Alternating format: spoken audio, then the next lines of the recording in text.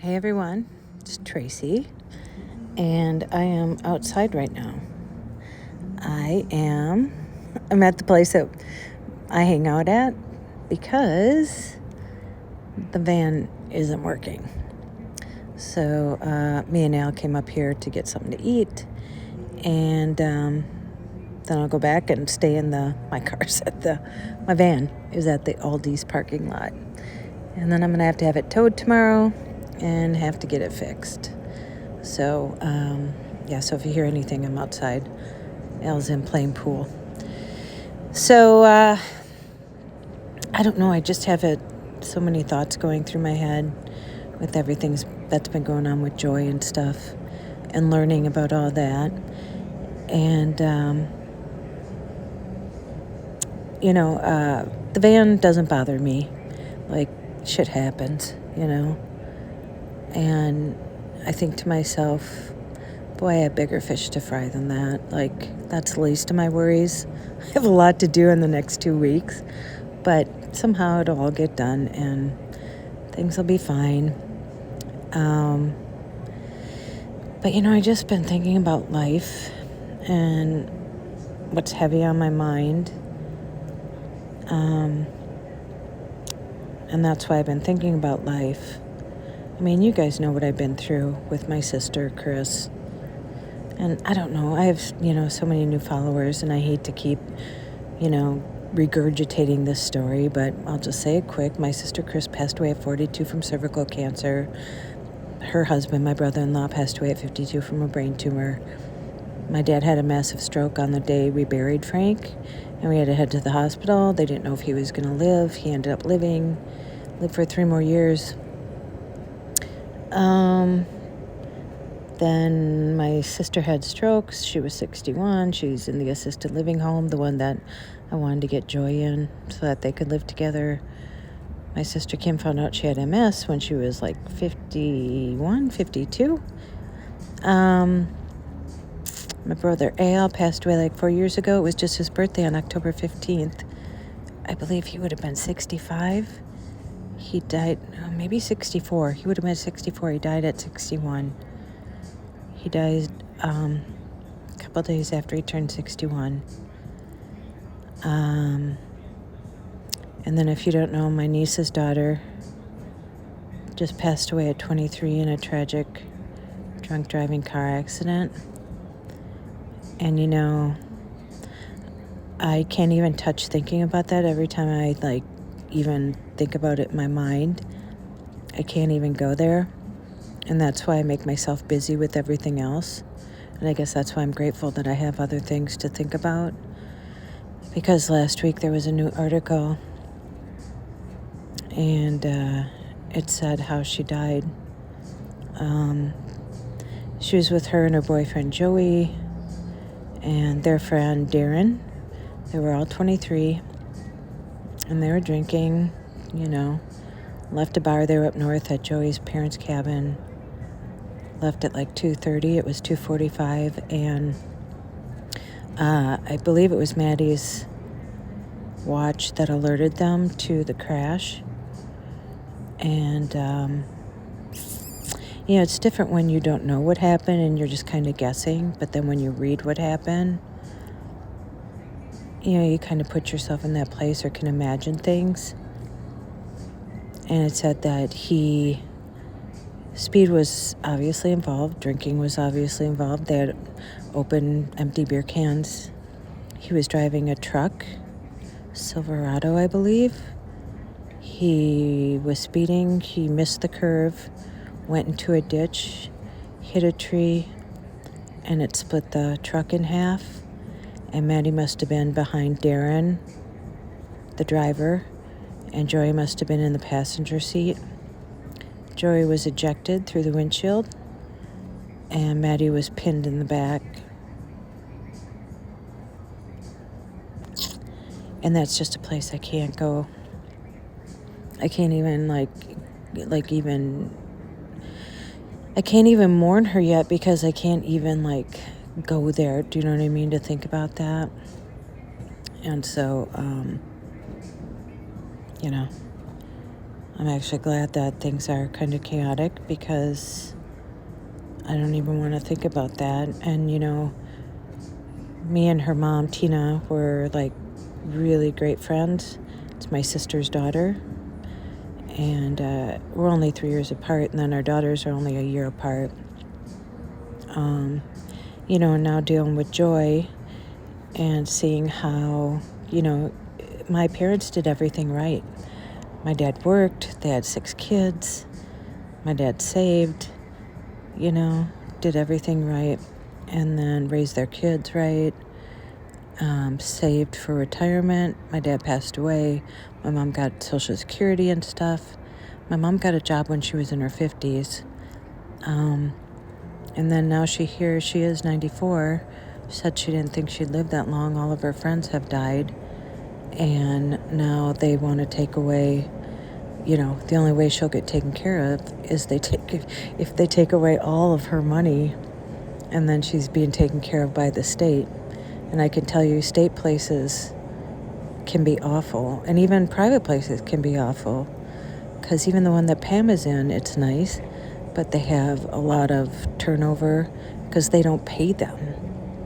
And so, I've been thinking lately, what have you got to lose in your life, What?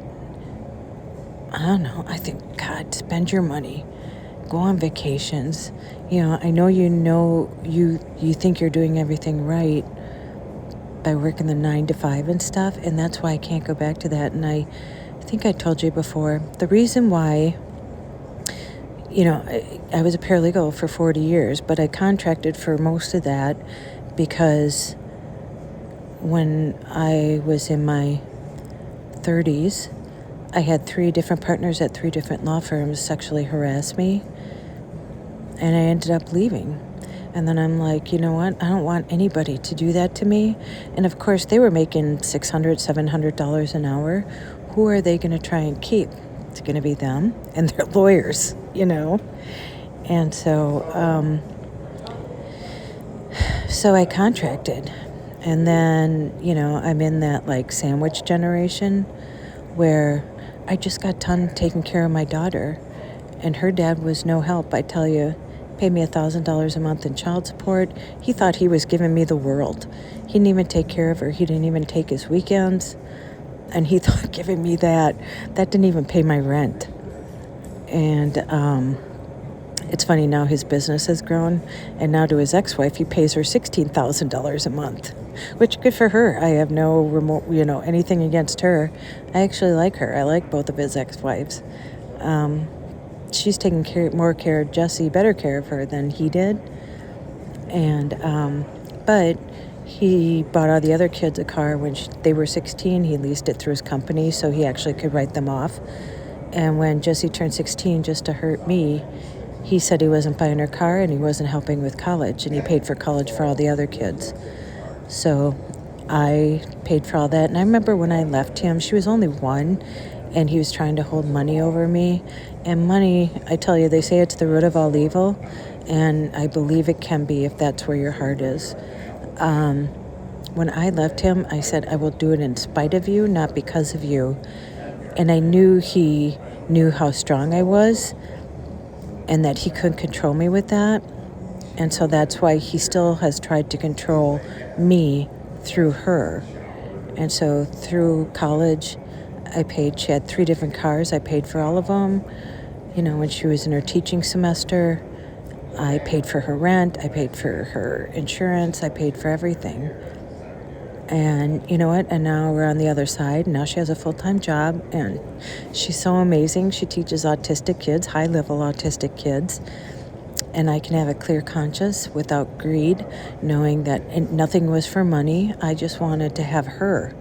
I had full custody. He never fought for that, and that's all I wanted.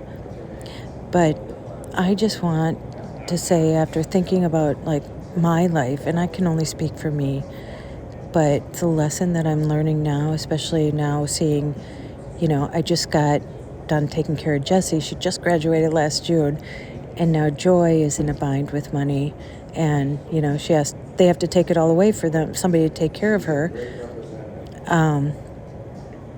that what's it all for? You can live the perfect life. You can work your 9 to 5. You can save money. You can do all that. And then come to the end of your life. And literally, they're going to take it all away from you so you have nothing. And just pretty much are waiting for you to die because you're a liability. And then, maybe your family has to take care of you. And, it's not a burden. It's not a burden, but, I've been taking care of people my whole life. Because when everybody died, I was, we were all picking up the slack, or, being there and being there for everybody. And I leave 6 months out of the year. So 6 months for myself to go live my life and do adventures. And Joy doesn't want me to not go. We've talked about it. And I would never want Jessie to stop her life because of me. I mean, I would do whatever. I'd live in my car if that were the case, And all I want to do is to remind you that you can do everything right and still come out behind the 8 ball. So I just want to encourage you to truly just get out there and live your life. And, money is money. And, I'm focusing, and once I leave here and I don't have all this stuff that I have to take care of, I'm going to focus on just honing in on ways that I can do it myself, because I can't rely on a $18 an hour job at Walgreens to do it for me, or picking up legal jobs or doing makeup or whatever. I mean, I do all those and they get me by, and that's for me. But now I feel like I don't want my mom to have to leave her apartment, so I'll do whatever it takes to take care of my family. But I am not going to kowtow to some corporate entity that's just full of greed to do that. And so I just want to, like I said, this is just me talking and just reminding you that no matter if you lived a perfect life, that at the end, they still may take it all away from you. So, all right, if you can hear them outside here, they just finished their pool game. So I'm going to go back to the van. Al's staying next to me, so I'm safe. We're going to have it towed in the morning, and I'll let you know how everything goes. Don't worry about me. Always good. Can always take care of everything. I always figure it out. And I'm a problem solver. That's why I became a paralegal, because I love to solve problems. And I always will solve any problem that comes my way. Actually, I kind of relish in, getting through things and knowing I can do that. I'm strong. This is what I've learned. I'm stronger than I always thought. I'm stronger than I ever thought I ever was or ever could be. And so nothing will ever deter me. And I'm even more determined now to I don't know, educate people on things that I'm finding out about, support people on things they want to do, and just love people, and just